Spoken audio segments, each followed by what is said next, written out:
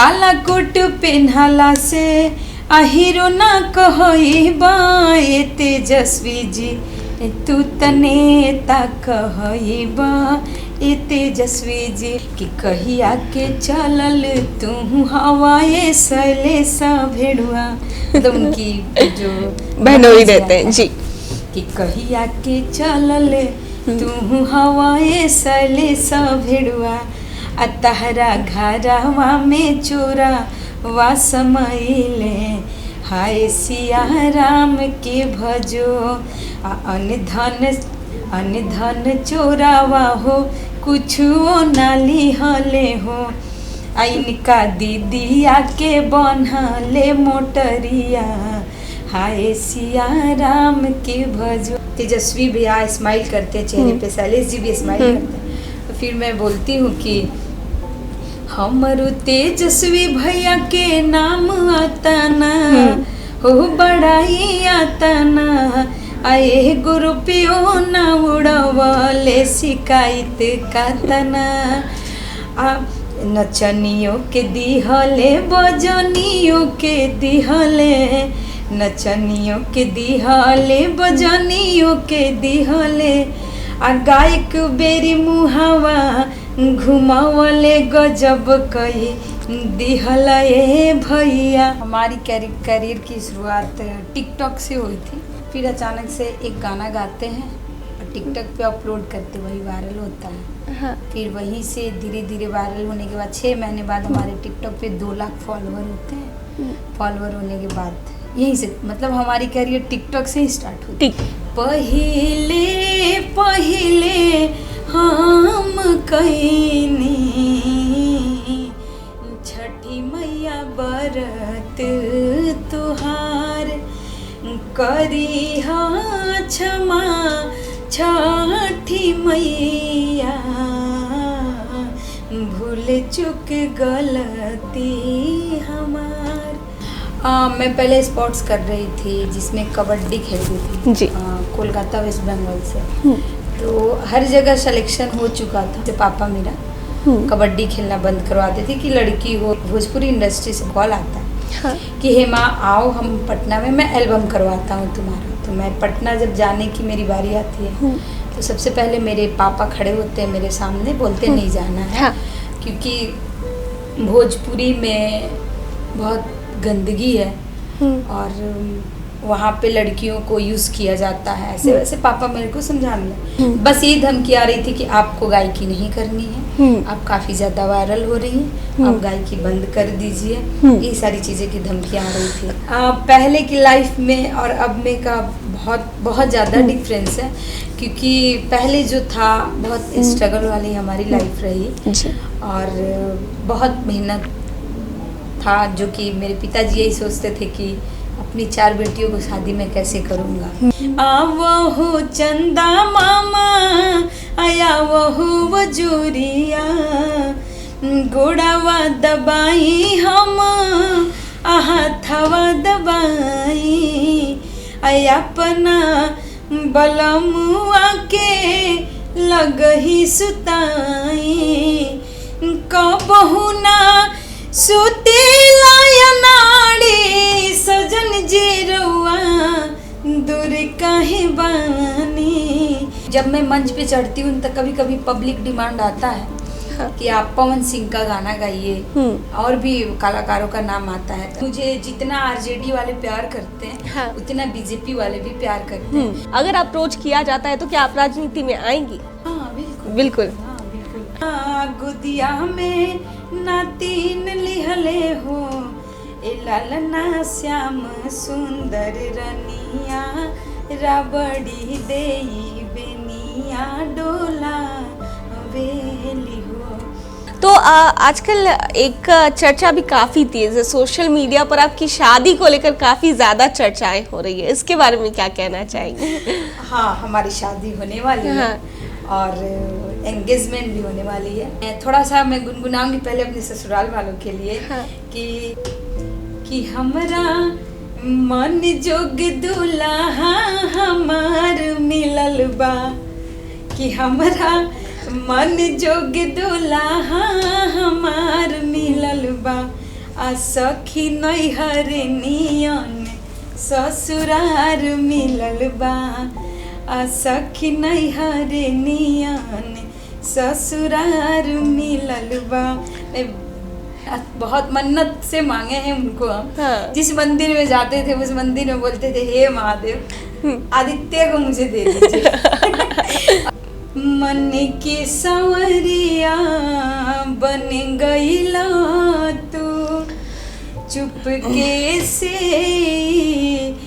का कईला तू, नस नस में तू गईला समाय, डाल दिला परेशानी में। नमस्कार, दर्श न्यूज देख रहे हैं आप और मैं हूं आपके साथ दक्षा प्रिया। बिहार में लोकगीत काफी ज्यादा प्रचलन में रहता है, खासकर शादी ब्याह हो या फिर कुछ ऐसे रस्म रिवाज हो, ऐसे में लोकगीत सुनने को हर वक्त मिलता है। इस वक्त हमारे साथ एक ऐसी सिंगर मौजूद है जिनको आपने अक्सर सोशल मीडिया पर देखा होगा, काफी ज्यादा इन दिनों ट्रेंड में है। रील्स हो, इंस्टाग्राम हो, हर जगह सिर्फ हेमा पांडे का ही नाम है। सबसे पहले आपका स्वागत है हेमा जी दर्श न्यूज में। दर्श न्यूज के सभी दर्शकों को मेरा प्रणाम है। और क्या ही बताएं, बहुत अच्छा लग रहा है कि दर्श न्यूज में आने का मौका मिला मुझे जी। तो देखिए हेमा पांडे जिन्हें आप सभी लोग जानते होंगे, आज इनसे खूब सारी बातें करेंगे और हर पहलुओं पर चर्चा करेंगे। तो सबसे पहला मेरा सवाल कि बहुत ज्यादा अब आपको मतलब बहुत आप प्रचलन में इधर हैं, ट्रेंड में हैं और सब लोग आपको पसंद कर रहे हैं। कैसे करियर की शुरुआत आपकी कैसे हुई, इसके बारे में पहले जानना चाहेंगे। हाँ, हमारी करियर की शुरुआत टिकटॉक से हुई थी जी। हाँ, टिकटॉक पे मैं देखती थी बहुत सारी लड़कियाँ, यहाँ तक कि हमारी बहनें, बहुत लोग एक्टिंग करके रील्स बनाते थे लिपसिंग देके। मैं भी कोशिश करती थी लेकिन हमसे लिपसिंग नहीं होता था, एक्टिंग नहीं होता था। हाँ। फिर अचानक से एक गाना गाते हैं और टिकटॉक पे अपलोड करते, वही वायरल होता है। हाँ। फिर वहीं से धीरे धीरे वायरल होने के बाद 6 महीने बाद हमारे टिकटॉक पे 2 लाख फॉलोअर होते हैं। फॉलोअर होने के बाद यहीं से मतलब हमारी करियर टिकटॉक से ही स्टार्ट हुई। टिकटॉक से स्टार्ट हुई जी। तो फिर क्या क्या मतलब बहुत सारे अप्स एंड डाउन्स आते हैं, आप करियर में आगे बढ़ते हैं, तो आज आपको सभी लोग जान रहे हैं। तो क्या क्या परेशानियों का आपको सामना करना पड़ा जब आप करियर में आगे बढ़ी, गायन को आपने चुना, खासकर लोक गायकी। तो लोक गायकी क्या है कि आज के समय में विलुप्त होती जा रही है, कहीं ना कहीं आप देखेंगे। तो कैसे मतलब आप इस चीज में आगे बढ़ती गई? मैं पहले स्पोर्ट्स कर रही थी जिसमें कबड्डी खेलती थी जी। कोलकाता वेस्ट बंगाल से। तो हर जगह सिलेक्शन हो चुका था। जूनियर नेशनल का जब खेल लिए थे हम, हाँ जूनियर नेशनल खेल लिए थे। सीनियर नेशनल का जब हमारे पास चांसेस आए थे तो उसका प्रैक्टिस मैच चल रहा था चंदननगर में। जी। हुगली में चंदननगर में प्रैक्टिस चल रहा था। उसी बीच में हमारा प्रैक्टिस मैच में हमें चोट लगती है नाक में, जिसमें हाँ। बहुत ज़्यादा ब्लीडिंग वगैरह आता है। तो फिर उसके बाद पापा के पास घर आते हैं, पापा देखते हैं। तो उसी दिन से पापा मेरा कबड्डी खेलना बंद करवाते थे कि लड़की हो, नाक हो टेढ़ी हो जाएगी, चोट लग गई तो शादी ब्याह कौन करेगा। फिर पापा वो चीज़ को बंद करवा देते हैं, बोलते पढ़ाई लिखाई करो, शादी वादी हो जाएगी, अपना घर बसाओ। तो फिर ये टिकटॉक मिला, फिर मैं गाना वाना गा के डालने लगी, बहुत सारे लोग पसंद करने लगे। उस वक्त तक तो सब कुछ ठीक चल रहा था। फिर उसके बाद जब मैं टिकटॉक से हमारे पास अचानक से एक भोजपुरी इंडस्ट्री से बहुत ही अच्छे कवि अखिलेश भैया का कॉल आता है कि हेमा आओ, हम पटना में मैं एल्बम करवाता हूँ तुम्हारा। तो मैं पटना जब जाने की मेरी बारी आती है तो सबसे पहले मेरे पापा खड़े होते हैं मेरे सामने, बोलते नहीं जाना है क्योंकि भोजपुरी में बहुत गंदगी है और वहाँ पे लड़कियों को यूज़ किया जाता है, ऐसे वैसे पापा मेरे को समझाने लगे। तो मैं बोली पापा मैं अकेले नहीं जा रही हूँ, भाई जा रहा है साथ में और हर वक्त हमारे साथ भाई रहेगा तो फिर कोई दिक्कत नहीं है। फिर भी पापा नहीं समझे। हमारे जितने कपड़े थे, जितनी सारी चीज़ें थी जो मैं पैकिंग करके रखी थी, सब कुछ पापा लेके गेट मतलब घर के अंदर ताला लॉक करके रख दिए। हाँ। और पापा उस वक्त फर्स्ट टाइम हमारे ऊपर हाथ भी उठाए थे कि अपने मन का काम नहीं करो, ये वो ऐसे वगैरह। तो बहुत सारी चीज़ें देखे। सबसे पहले तो मना करने वाले हमारे गार्जियन मेरे पापा ही थे। हाँ। तो कहीं ना कहीं वो हमारे गांव वालों के सिखाने पे वो किए थे। वो देख रहे थे दुनियादारी क्या है नहीं है। हाँ। वो अपनी जगह सही थे, हम अपनी जगह पे। फिर जब ये हमारा टिकटॉक बंद होता है, थोड़ी तकलीफ हो रही थी कि सोशल मीडिया पे जो लोग जानते थे वो चीज़ें, बहुत दुख हुआ। फिर उसके बाद मन में मैं ये चीज़ें लेके चली कि नहीं, टैलेंट कहीं छुपता नहीं है। चलिए टिकटॉक बंद हुआ तो क्या, और भी कोई ना कोई ऑप्शन ज़रूर आएगा। फिर मुझे रील्स पे देखे कि सब लोग रील्स पे गाने लगे, तो कुछ फॉलोअर हमारे इंस्टाग्राम पे आए, मेरे को मैसेज करने लगे कि हेमा दीदी आप रील्स बनाइए, रील्स पे ज़्यादा, वो भी टिकटॉक की तरह। हाँ। फिर मैं रील्स बनाना स्टार्ट की। काफ़ी टाइम लगा मुझे रील्स बनाने में, बहुत ज़्यादा मेहनत लगी क्योंकि सोशल साइट का उतना आइडिया नहीं था। उसी बीच में बहुत सारे लोग मतलब जो होते हैं ना, मुझे मेंटली हरास करना, सोशल साइट के लोग बहुत परेशान करना, बहुत सारी चीज़ें हुई। सबके ऊपर मैं कोलकाता से ही FIR की कि हमें मेंटली हरास किया जा रहा है। बस ये धमकी आ रही थी कि आपको गायकी नहीं करनी है, आप काफ़ी ज़्यादा वायरल हो रही हैं, आप गायकी बंद कर दीजिए। ये सारी चीज़ें की धमकियाँ आ रही थी। लेकिन फिर भी मैं इन सब चीज़ों के साथ लड़ते लड़ते यहाँ तक आई। सोशल मीडिया पर बिल्कुल बिल्कुल, सोशल मीडिया जितनी अच्छी है उतना ख़राब भी है। बस उसको यूज़ जैसे करना है, सही तरीके से करना है, सोच समझ के करना है। कौन मेरे अपने, कौन मेरा अच्छा सोच रहा है, कौन मेरा ख़राब सोच रहा है, ये चीज़ें बस अपने दिमाग में लेके चलना है। हमारे अपने भी जो होते हैं वो भी हमारे पीठ पीछे बस आपके सामने दिखावा देंगे कि मैं आपके सपोर्ट में हूँ आपको, लेकिन जब आप आगे बढ़ने लगी तो आपके फ्रेंड सर्कल में भी आपके खिलाफ सब खड़े हो जाते हैं। हाँ, तो ये सारी चीज़ें होती हैं। फिर उसके बाद मैं अपना गायकी नहीं छोड़ती हूँ, अपना लगातार गायकी रखी रहती हूँ। हाँ, जिसमें हमारी माता जी की बहुत सपोर्ट रहता है। हाँ। और पापा का भी रहता है, लेकिन बीच बीच में पापा डिस्टर्ब रहते, गुस्सा हो जाते हैं। बीच बीच में वो बहुत डिस्टर्ब रहते थे। इन सब चीज़ों को देख करके जो चीज़ें सोशल मीडिया पर चल रही, वो डिस्टर्ब है। क्योंकि मम्मी तो घर में रहती थी, पापा तो बाहर रहते थे। तो 4 लोग पापा को समझाते थे कि पांडे जी ज़रूरी नहीं है आपकी लड़की ये गा रही है, गाना मत गवाइए, शादी ब्याह करके आगे भेजिए उनको, घर संसार बसाए वो, क्या ये सब चीज़ें में कुछ नहीं रखा है। तो आज जो लोग भी मुझे देख रहे हैं, अब समझ में आ रहा होगा कि इन सब चीज़ों में बहुत कुछ रखा है। जी। अच्छा, उस गाने की बात करते हैं जिनसे मतलब रील्स पे तो काफी ज्यादा वायरल थी, इंस्टाग्राम पर वायरल थी, लेकिन जब आपका वो गाना आया सामने में, जब आपने बिहार के उप मुख्यमंत्री और पर्यावरण मंत्री लालू प्रसाद यादव के दोनों बेटे उनके सामने गाना गाया, उस वक्त जब आपने गाना गाया तो वो लोग भी खुद भी, एक होता है अमेज्ड टाइप फीलिंग, वो भी थे और बाकी जितने देखने वाले लोग थे सभी खुशी से झूम रहे थे। उस वक्त का कैसा फीलिंग आपको आ रहा था जब इस तरीके से तेज प्रताप यादव भी आते हैं, तेजस्वी यादव भी आते हैं, राबड़ी देवी भी आती है मंच पर और आशीर्वाद आपको मिलता है, खूब प्यार उन लोगों का मिलता है? वो बस मुझे एक कॉल आता है, उस वक्त मैं कोलकाता में रहती थी। हाँ, तो मुझे फ़ोन आता है कि मृणाल भैया इवेंट ऑर्गेनाइजर है, बहुत बहुत धन्यवाद भैया को देना चाहूँगी मैं। मृणाल भैया मुझे कॉल करते हैं, बोलते हैं कि हेमा, बिहार के MLC सुनील सिंह के बेटे की शादी है। हाँ। उसमें तुम्हें प्रोग्राम देना है। जी। तो मैं थोड़ा सा नर्वस होती हूँ कि प्रोग्राम देना है और MLC के घर में। हाँ। और मैं कभी मंच नहीं दी हूँ, तो क्या होगा, कैसे देंगे? इससे पहले आप मंच पे नहीं गाया करती थी? एक बार मैं गाई थी जिसमें मुझे 1500 रुपये मिले थे। तो वो पैसा मिला था लेकिन मुझे नहीं मिला था। हाँ। हाँ, वहाँ के जो क्लाइंट लोग थे वो दिए थे, लेकिन हाँ। मेरे को नहीं मिला। आप तक नहीं पहुँचा? मेरे तक नहीं पहुँचा। फिर उसके बाद अंकल का फ़ोन आता है, सुनील अंकल का फ़ोन आता है। तो हम बोले कि अंकल जी, हम प्रोग्राम नहीं किए कभी मंच पे। तो मैं कैसे प्रोग्राम दे पाऊँगी?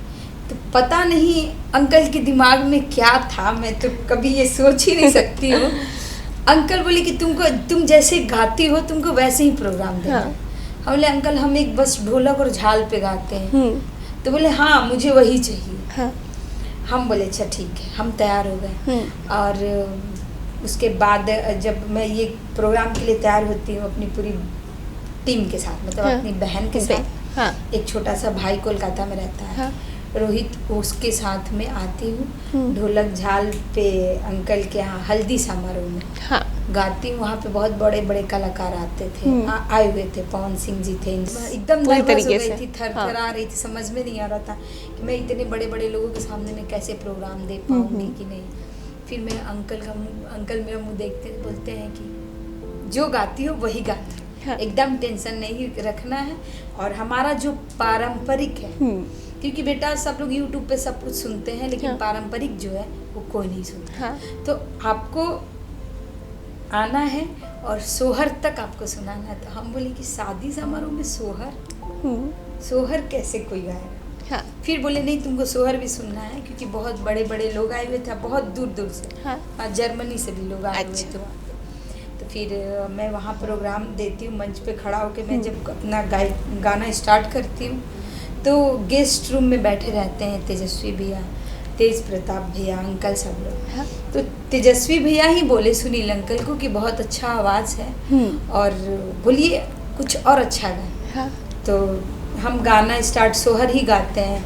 गाने के बाद तो देखते कि जब तेजस्वी भैया वो निकल रहे थे अपने घर के लिए, वो निकल रहे थे बाहर, लेकिन वो रास्ता चेंज कर देते हैं, मतलब जो अपने घर के लिए निकलने वाले थे वहाँ से वो हमारे डायरेक्ट मंच के पास जैसे ही मंच के पास आते, सारे जितने वहाँ मंत्री, एमएलए, विधायक जो भी थे सब लोग खड़े हो जाते हैं। सबका मोबाइल मतलब वीडियो सब बनाने लगते हैं, सब मोबाइल वीडियो ऑन करके वीडियोस बनाने लगते हैं। जितने कैमरे लगे हुए थे सब कैमरा हम लोग की तरफ में घूम जाता है। फिर उसके बाद मुझे नहीं पता कि बस इतना मुझे पता था कि मुझे वहाँ बेस्ट देना है। फिर अंकल आके स्टेज पे बोलते हैं कि तुमको बेटा पारंपरिक में एक मंगल गीत भी गाना है, जिसमें तेजस्वी जी और तेज प्रताप के बहनों ही आए हुए हैं, शैलेश जी, उनका भी नाम रख के गाना है। तो जैसे ही मैं देखती हूँ कि तेजस्वी भी आते हैं, ब्लैक पूरा पहने रहते हैं, फिर मैं उनको बताती हूँ कि कोटावा पहिरला से हीरो ना कही बे बबू। तो वो चाहेंगे कि पहले सुना दीजिए, उसके बाद और भी बातें करेंगे आपसे। बिल्कुल।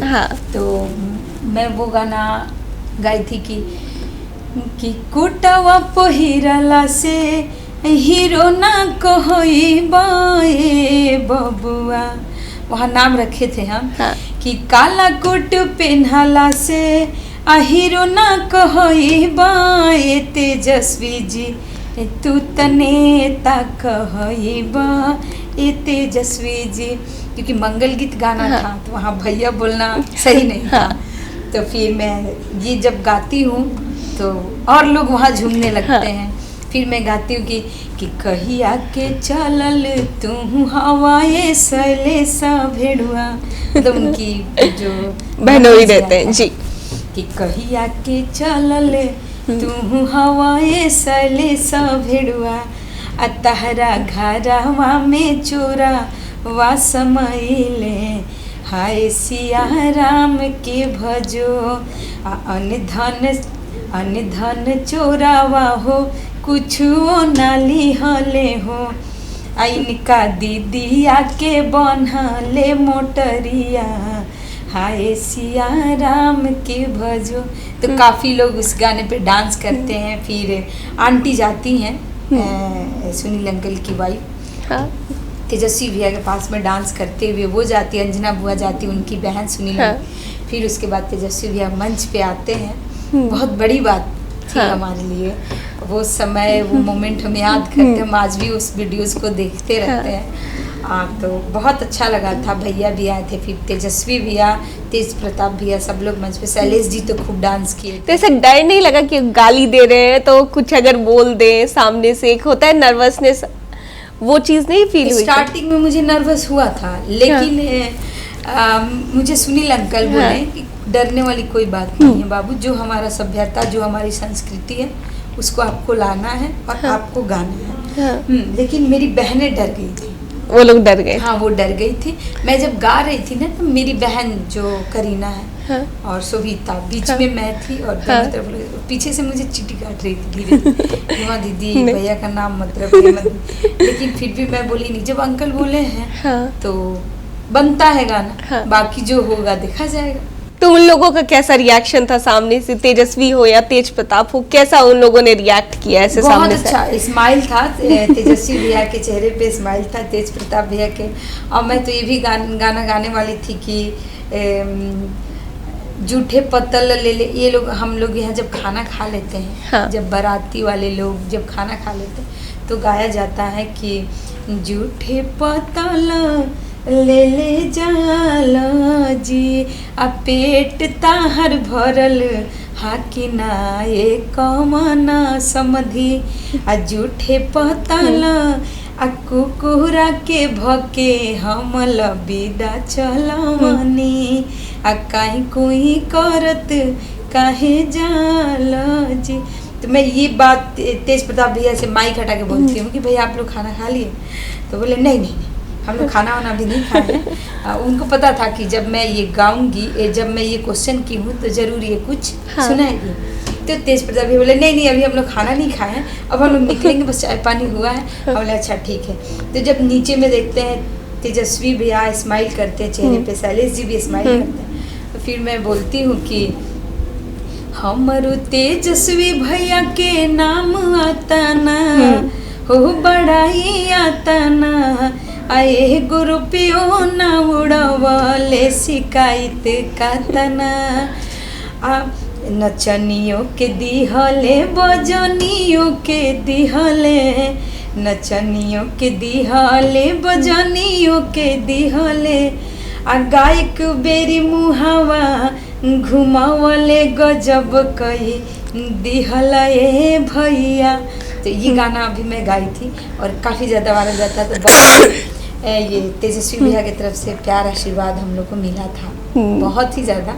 और जो भी मिला बहुत, अब हम क्या ही बताएं, बहुत खुशी हुई और बहुत अच्छा लगा कि आज भैया, सुनील अंकल, सबका ये प्यार आशीर्वाद रहा कि आज मैं यहाँ तक। तो पहले का लाइफ और अब की लाइफ, दोनों में कितना अंतर अब महसूस करती हैं आप? पहले की लाइफ में और अब में का बहुत ज़्यादा डिफरेंस है, क्योंकि पहले जो था बहुत स्ट्रगल वाली हमारी लाइफ रही और बहुत मेहनत था, जो कि मेरे पिताजी यही सोचते थे कि अपनी 4 बेटियों को शादी में कैसे करूँगा इतनी कम इस चीज़ में।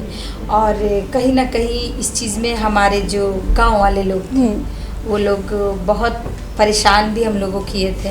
हमारी बहनों पे, हम लोग पे हाथ उठाना, हम लोग को बंदी बनाना, मतलब घर में कि मतलब जैसे होता है ना एक कमज़ोर व्यक्ति को परेशान करना, चीज़ों को जो लोग चाहते थे कि मैं कैसे भी उस चीज़ों को अपने अंडर में ले लूँ, इन लोग का जो भी खेत जो भी है इस तरीके का था। तो मैं बस वही बोलना चाहूँगी कि कोई किसी से यहाँ कम नहीं है। और मैं बस ये बोलूँगी कि जिनकी भी बेटियाँ हैं, चाहे वो गरीब की हो चाहे वो अमीर की हो तो बात ही अलग है, लेकिन गरीब की जो बेटियाँ हैं ना भाई, वो भी अपने भाग्य लेके आती हैं। और कहीं ना कहीं हम भी अपना किस्मत लेके आए हुए थे कि आज मेरी पूरी फैमिली जो भी है बहुत अब सही चल रही है और बहुत अच्छे जगह पे है। हमारी छोटी छोटी 2-3 बहनें, भाई हैं हमारा, तो सबको मैं लेके चलती हूँ और आज अपनी पूरी फैमिली को अपने साथ। अच्छा, उस वक्त आपके पिता जो है काफ़ी ज़्यादा नाराज़ होते थे आपके गाना गाने से, या फिर उनका कहना था कि ये करियर अच्छा नहीं आप चूज़ कर रही हैं, और अब कैसा फील करते हैं, अब कैसा रिएक्शन होता है जब आप इतना ज़्यादा वायरल हो गई, आपका रील इतना वायरल हो गया, आपको प्यार मिल रहा है लालू प्रसाद यादव जी से, तेजस्वी यादव, तेज प्रताप यादव जी से, तो अब कैसा रिएक्शन रहता है आपके पिता का? अब पापा को तो मतलब ही नहीं रहता है, पापा बस इतना फ़ोन करते हैं, आशीर्वाद देते हैं कि खूब आगे बढ़ो, खूब तरक्की करो बेटा। हाँ, एक टाइम था जब मेरे पापा ऑफिस जा रहे थे, जब वायरल हुआ था हमारा जब गाना वायरल हुआ था इंस्टाग्राम पे, हमारा कमरा में सड़िया, तो पापा हमारे ऑफिस जाते हैं, लोकल ट्रेन में खड़े रहते हैं और अपने दोस्तों के साथ में रहते हैं। और वहीं पे उनके जो फ्रेंड सर्कल के लोग थे, वो लोग नहीं जानते थे कि हेमा पांडे जी की बेटी है, सुशील पांडे की बेटी है। वो लोग नहीं जानते थे। अब वही लोग हमारे गाने को सुन रहे थे। अच्छा। और उन लोगों को नहीं पता है कि ये लड़की इन्हीं की बेटी है। हाँ। पापा मेरे देखते हैं तो वो लोग मेरे पापा से बोलते हैं कि बहुत अच्छा ही लड़की गावती है, एकदम भोजपुरी में। हाँ। बहुत अच्छा ही लड़की गावती है, जिसकी भी लड़की है हाँ। बहुत आगे जाए। हाँ। तो वो चीज़ मेरे पापा देखते हैं हाँ। और सुनते हैं, लेकिन पापा अपने दोस्तों को नहीं बताते हैं कि मैं इसका बाप हूँ। मम्मी को फ़ोन करते हैं साइड हट के और फ़ोन करके रोते हैं कि काश में पहले सपोर्ट किया होता तो मेरी लड़की और आगे जाती। वो अलग फीलिंग होती होगी। हाँ, हाँ। क्योंकि हिमा की मम्मी आप जानती हैं, जहाँ मैं खड़ा हूँ मेरे ही दोस्त, मेरे ही फ्रेंड सर्कल के लोग मेरी बेटी का गाना सुन रहे हैं और मेरी हिम्मत नहीं हो रही कि मैं ये बोलूँ कि ये हमारी लड़की है। एकदम इमोशनल हो गए पूरे में पापा इमोशनल होते हैं, रोते हैं, घर आके सारी बातें बताते हैं। बताने के बाद में पापा आज प्राउड फील करते हैं कि कुछ भी हो, हम पहले समझते थे कि हमारी लड़कियां बोझ है, लेकिन नहीं, हमारी लड़कियां बोझ नहीं है। आज हमारी लड़कियां ही हमारी ताकत है। हर जगह पे कुछ भी होता है तो पापा के पीछे हम लोग खड़े रहते हैं कि हाँ, पापा भी सपोर्ट में रहते हैं। तो एक गाना आपने गाया था, काफी ज्यादा वो भी चर्चा में रहा, वो आरजेडी सुप्रीमो लालू प्रसाद यादव जी के जन्मदिन पर आप गा रही थी और उसके बाद वो वीडियो भी काफी ज्यादा वायरल हुआ था। हाँ, वो तेजस्वी भैया की जो लड़की हुई थी कात्यायनी, तो मुझे वहाँ बोला गया था कि उन्हीं पे एक सोहर गा देना है कात्यायनी पे। तो मैं गाई थी कि दुआरा पे बैठे ले लालुआ बाबा, गुदिया में नातीन लिहले हो, ए लालना श्याम सुंदर रनिया, राबड़ी देई बेनिया डोला वेली हो, ए लालना श्याम सुंदर रनिया, राबड़ी देई बेनिया डोला वेली हो। तो ये मैं लालू अंकल पे ही गाई हुई थी कि उनकी जो नातिन हुई थी कात्यायनी, छोटी सी कात्यायनी पे ये गाना गाया था। एक और गाना उस समय में वायरल हो रहा था, जो शैलेश जी जो तेजस्वी यादव जी के बहनोई हैं उन पर आप गाना गा रही थी। हाँ, और वो वीडियो बना रहे थे। हाँ। उन्हीं पे गा रही थी और वीडियो बना रहे थे। वो गा रही थी कि कमर के नीचे पहिर के आघू मिली साड़ी हो, कमर के नीचे पहिर के। ये गाना मैं इंस्टाग्राम पे सुनी थी, 3 लड़के गाते हैं अभी फिलहाल। तो मैं उन्हीं लोग के पास से उठाई हुई थी वो गाना। विकास नाम था, कुछ विकास और संग्राम और भी था, तो वो लोग गाए हुए थे। तो ये गाना मैं उठाई थी कि कमर के नीचे पहिर के आघू मिली साड़ी हो, असलेस जी के तीनों बहिनिया, तीनों खिलाड़ी हो। तो इस पे काफ़ी ज़्यादा सब लोग वहाँ हंस रहे थे और वीडियोस बन रहा था। हाँ, तो काफी ज्यादा सब लोगों ने एंजॉय किया उसे। बहुत ज़्यादा एंजॉय किया, सब लोग हंस रहे थे। निशा दीदी आई थी, रोहिणी दीदी भी आई थी, उनकी छोटी बहन भी आई हुई थी, दोनों लालू सर भी थे, राबड़ी आंटी, सब लोग थे वहाँ। सब लोग सुन के एंजॉय कर रहे थे। अच्छा, फोक गीत के बारे में जहाँ तक बात हो रही है, और आप पारंपरिक गीत ही गाती हैं, इसके अलावा नहीं गाती हैं, तो आज के समय में अगर कहा जाए तो लुप्त होता जा रहा है, ज़्यादा लोग सुनते नहीं हैं। या फिर शादियों में भी जो एक हमारी सभ्यता है, संस्कृति है कि हमारे यहाँ बिहार में जब भी शादियाँ होती हैं तो पारंपरिक गीत होता ही है, गालियाँ दी ही जाती हैं, ये होता है। तो आज के समय में ये चीज़ें नहीं होती हैं, तो इसको आप किस तरीके से देखती हैं?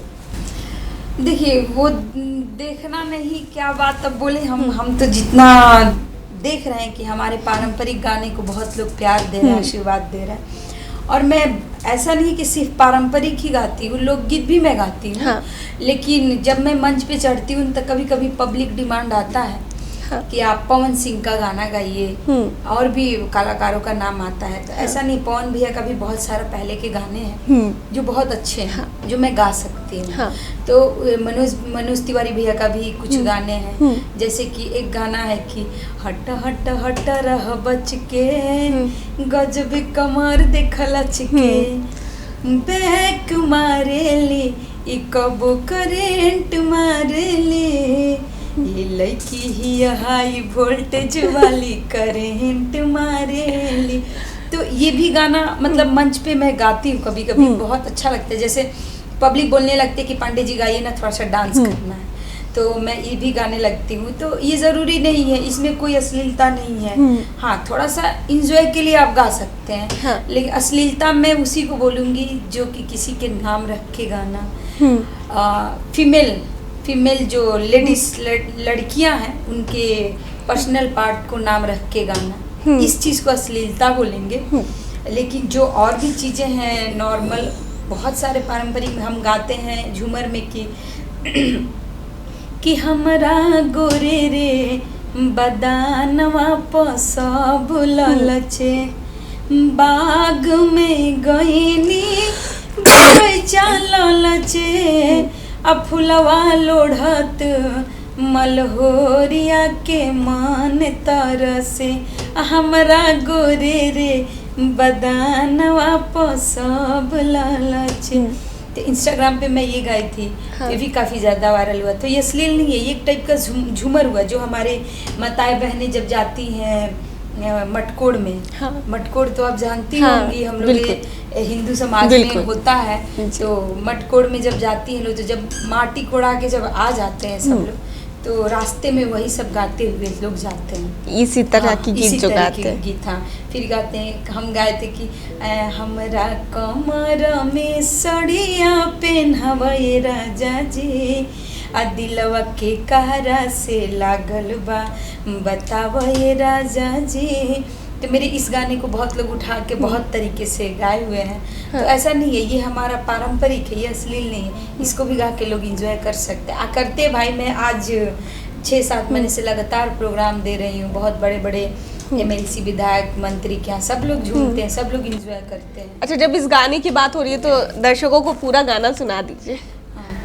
कि हमरा कमर में सड़िया पेन्हवे राजा जी, हमरा कमर में सड़िया पेन्हवे राजा जी, आ दिलवा के कारा से लागल बा बतावे राजा जी, दिलवा के कारा से लागल बा कि काहे के जइबा सैया दिली हो, जिला घर ही में हिली, आ जवन जवन मंगब तवन मिली हो, जिला घर ही में हिले। तो अरे वाह, क्या आवाज है आपकी। काफी ज्यादा इंस्टाग्राम पे वायरल था और इसी गाने से प्यार आशीर्वाद मिला। अच्छा, एक बात बताइए, हेमा पांडे को तो सब लोग पसंद करते हैं, हेमा पांडे की पसंद कौन है? मतलब वो किन्हें आइडियल अपना मानती हैं? भोजपुरी हो या फिर अगर बॉलीवुड गानों की बात कर ले तो किस सिंगर को आप अपना आइडियल मानती हैं? देखिए, बॉलीवुड में तो मैं सब गाने सुनती हूँ, लेकिन ज़्यादा मैं एकदम सिंपल और अस्थाई, हाँ, गज़ल ज़्यादा सुनना पसंद करती हूँ। गज़ल ज़्यादा सुनती हूँ।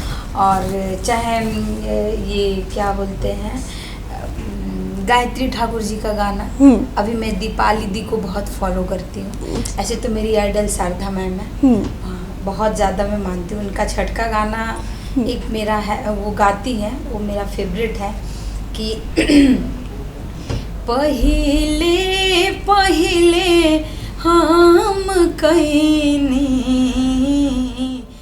छठी मैया बरत तुहार, करी क्षमा छठी मैया, भूल चुक गलती हमार। तो ये गाना मैं बहुत ज़्यादा सुनती हूँ।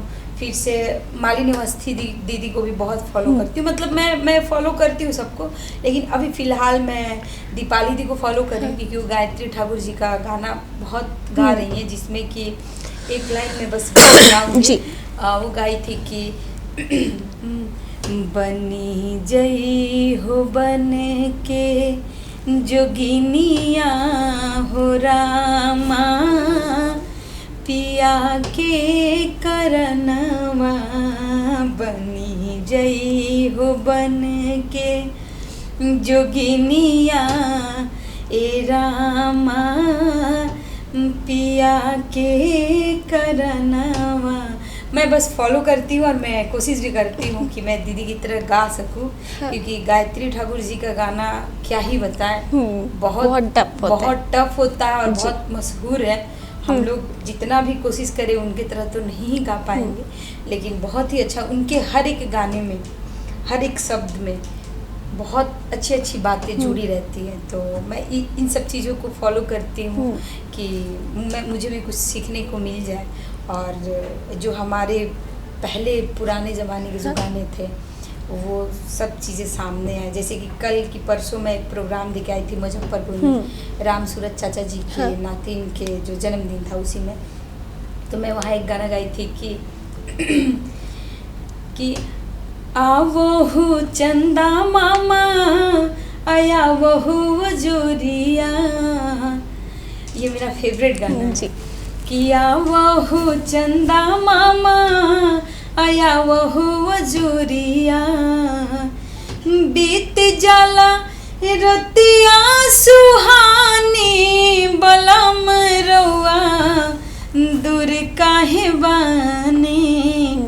ये एक औरत अपने मन की पीड़ा को बता रही है कि मतलब मेरे हस्बैंड हमसे बहुत दूर हैं। वो इस गीत के भाव से मतलब बता रही है अपना कि बीत जाला रतिया सुहानी सजन जी रउआ। तो आजकल एक चर्चा भी काफी तेज है सोशल मीडिया पर, आपकी शादी को लेकर काफी ज्यादा चर्चाएं हो रही है, इसके बारे में क्या कहना चाहेंगे?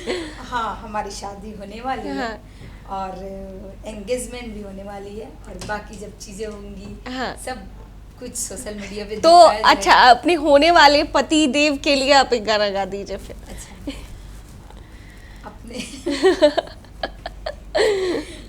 अपने हस्बैंड के लिए जी क्या ही बोलूं, मैं जितना अपने हस्बैंड को मानती हूँ उससे कई ज्यादा अपने ससुर और अपनी सास को मानती हूँ, माँ को। क्योंकि मैं बता नहीं सकती हूँ, मैं सोची नहीं थी कि मतलब इतने अच्छा फैमिली मुझे मिलेगा। और मैं जिस लाइन में हूँ बहुत कम ऐसे परिवार वाले ऐसे लोगों को मतलब जैसे मैं गायकी करती हूँ तो एक्सेप्ट करते हैं।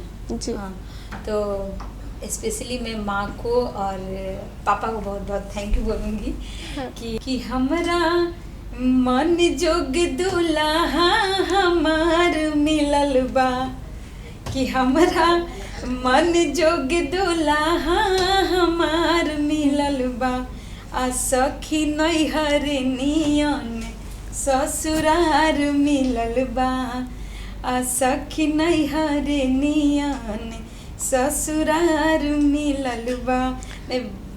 मन का भाव प्रकट हो रहा है लेकिन आपका बिल्कुल मैं सही बता रही हूँ। ससुराल में मेरी जेठानी मतलब मेरी दीदी क्या बोलते जो हमसे बड़ी जी, हाँ, तो जेठ और जेठानी तो दीदी और भैया, मेरी जो ननद हैं, चाहे मेरे ससुराल में बहुत सपोर्टिव है लोग बहुत। और जब भी मैं परेशान रहती हूँ तो मैं अपने ससुराल में सबसे पहले माँ को फ़ोन करती हूँ, अपनी दीदी को फ़ोन करती हूँ, ननद को फ़ोन करती हूँ। हमेशा पॉजिटिव वो लोग हमें रखना चाहते हैं और माँ बोलती भी। और जो चीज़ें जैसे मैं एक कृष्ण महोत्सव होने जा रहा है पटना में फिलहाल बहुत बड़ा, तो मुझे मैं ऐसे तो भगवान मुझे आगे बढ़ा दिए हैं लेकिन मुझे ज़्यादा बोलने नहीं आता। कोशिश करती हूँ कि मैं सीखूं और बोलूँ, तो ज़्यादा हेल्प मेरी माँ करती है, सासू माँ करती है, गायन के माध्यम से मेरी माता जी करती हैं। और बाकी चीज़ों को जो देखना होता है सोशल मीडिया पे,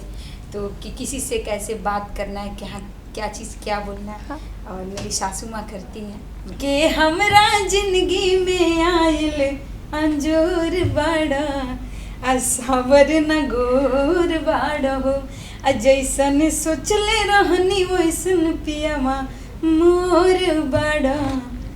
ये चीजें सही है। आपके पतिदेव खुश हो जाएंगे ये इंटरव्यू देखकर। अब मैं क्या ही बोलूँ, मैं ऐसे तो उनके सामने कभी मैं सुनाती नहीं हूँ, हाँ, क्योंकि मुझे शर्म आता है।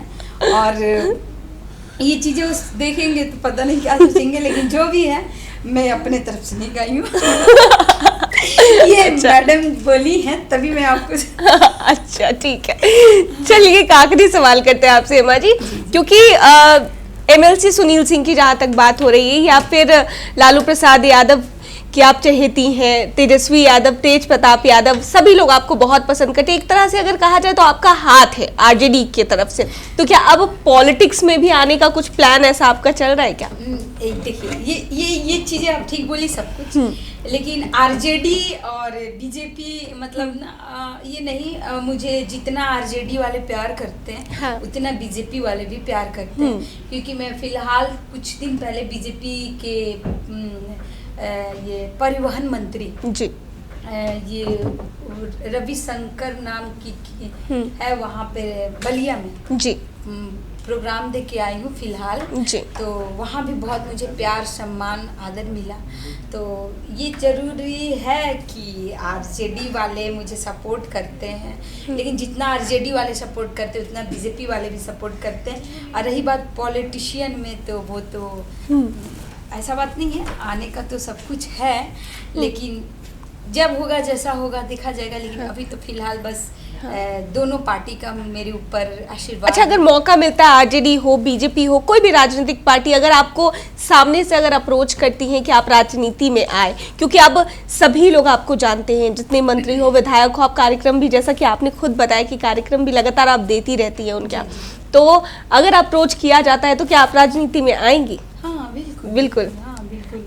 हाँ। और ये मेरा मन भी है, ऐसा बात नहीं है, लेकिन अभी फिलहाल मैं अपनी गायकी पे ही फोकस करती हूँ, क्योंकि मुझे हम देखते हैं कि जितना मुझे सपोर्ट मिलता है गायकी से, ये सारे जितने भी विधायक, मंत्री, एमएलए, आरजेडी, बीजेपी जितने लोग हैं, बहुत प्यार मिलता है, बहुत सम्मान मिलता है। और मैं यही चाहती हूँ कि सब लोग इसी तरीके से आशीर्वाद दें हमारी तीनों बहनों पे, कि हम लोग खूब आगे बढ़ें। और जो हमारी भोजपुरी की संस्कृति है, जो हमारे पारंपरिक गीत जो विलुप्त हो रहे हैं, जैसे कि आप ही की शादी होगी तो चुमावन में भी बहुत सारे लोग गाते हैं, फिर विदाई गीत भी गाते हैं, तो हम अपना जो मेन मुद्दा जो हमारा है पारंपरिक गीत का, जैसे कि जब दुआरे बारात लगता है ना, तो कितना भी बड़ी शादी हो, जब बैंड बाजा दरवाजे पे बजने लगता है, जब दूल्हा आते हैं गाड़ी में, चाहे डोली में भी दूल्हा आते हैं, तो जब तो एक बाप के मन में बहुत घबराहट होती है,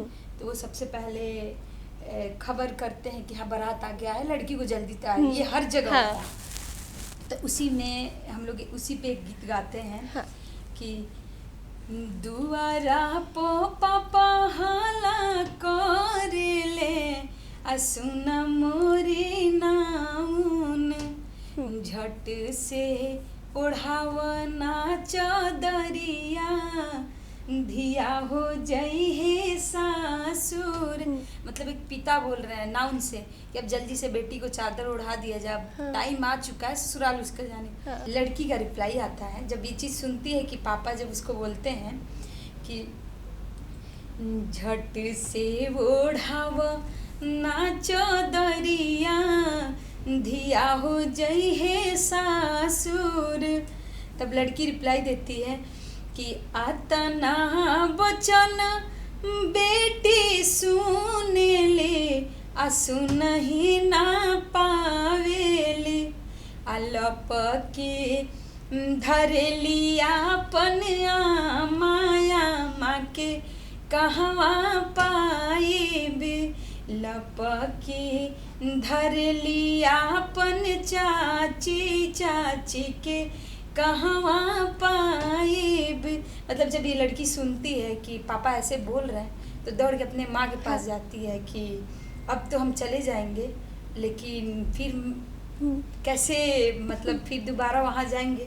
हर एक लड़की के लिए वो नई जगह होती है, नए लोग रहते हैं, नई चीज़ें देखने को मिलता है, और बहुत कम लड़कियाँ होती हैं जो उनकी सास, मैं तो मेरी तो भी शादी होने वाली है, लेकिन जहाँ तक मैं अपनी सास से मिली, मेरी माँ, मुझे फर्क नहीं चलता, क्योंकि जब मैं रोती हूँ तो मेरी माँ भी हमारी चीज़ों से बहुत परेशान हो जाती है। बाजवाली हले बजनिया भैया, डोलिया लिहले कहार, हर जब लड़की का विदाई होता है तो हर एक शादी में लड़की के साथ में एक भाई जाता है ससुराल उसके, तो वही इस चीज़ में है, इस गाने में है, लड़की के साथ भाई जाता है तो एक लड़की डोली में रहती है, जब देखती है कि भाई हमारे साथ है तो क्या रिप्लाई देती है कि बजवाली हले बजनिया ए भैया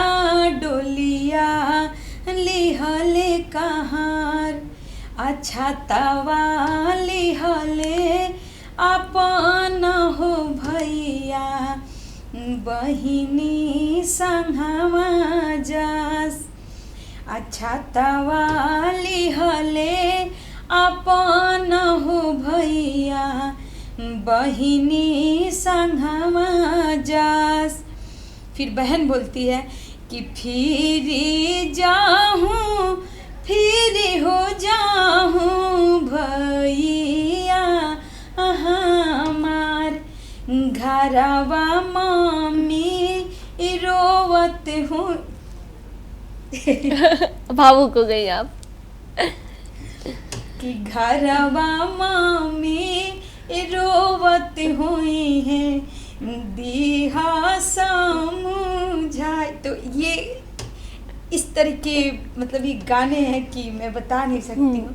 और मेन मुद्दा हमारा जो पारंपरिक गीत है तो इन्हीं सब गीतों से मुझे बहुत पसंद किया जाता है जी। और ये सब गाने से अब क्या ही बताया, ना मन भरता है ना, क्योंकि इस गाने में सब कुछ ये जो क्या बोलते हैं एक भाव होता है भाव सब। और एक मेन जो शब्द है ना एकदम रियल है।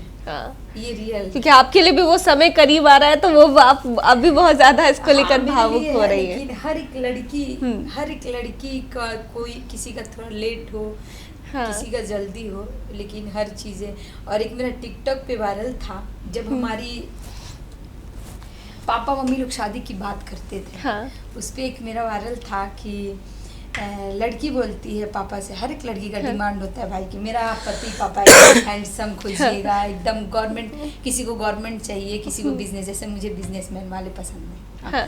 तो सबका अपना अपना डिमांड था। मेरे पापा खोजते थे, बोलते थे बेटा गवर्नमेंट वाले लड़के से शादी कर देंगे, जिंदगी बन जाएगी तुम्हें। हम बोलते नहीं, जब भी मेरी शादी होगी तो मैं बिजनेस वाले से ही करूँगी, या तो बिजनेस वाले से या तो पॉलिटिशियन में जो भी पॉलिटिक्स लाइन में उससे।